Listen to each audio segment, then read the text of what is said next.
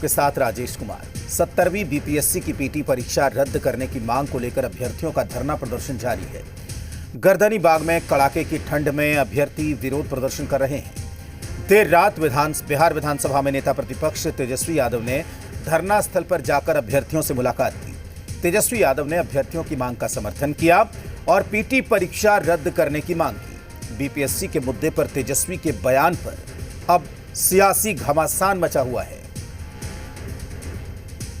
तो लोगों की जो मांग है उस मांग का समर्थन करते हैं और सरकार से माननीय मुख्यमंत्री और बीपीएससी चेयरमैन से ये अपील करते हैं कि इस परीक्षा को रद्द किया जाए। सब लोग जो है मिलकर जो है राजपाट चला रहा है केवल मलाई खाने के लिए, सत्ता का सुख पाने के लिए।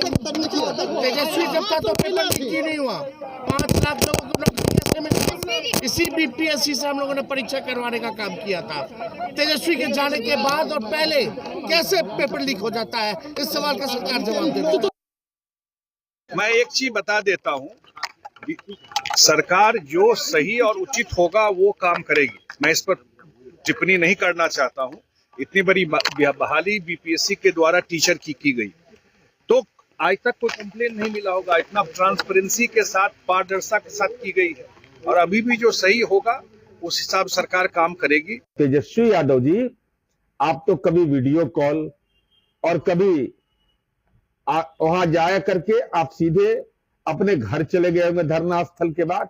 इस ठिठुरती ठंड में उन बच्चों के भविष्य के साथ कम से कम खिलवाड़ न करे, सकारात्मक सलाह दीजिए। जिस तरह बीपीएससी छात्रों के बीच में जाकर के, अभ्यर्थियों के बीच में जाकर के उन्होंने जो ड्रामा किया है, उस ड्रामा से कुछ नहीं होने वाला है।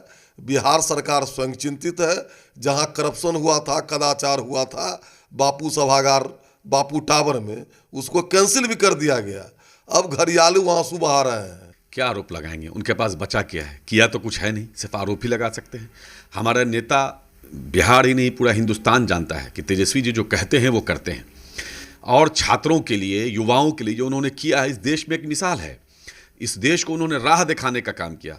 जो सियासत गंदी हुआ करते उन्हें नौकरी पर ले गए। क्योंकि जिस राज्य में हर एग्ज़ाम के पहले ही पेपर लीक हो जा रहा है और वैसे बिचौलियों के खिलाफ, वैसे अपराधियों के खिलाफ कहा जाए तो गर्दनी बाग थाने में 46 मामले दर्ज हैं।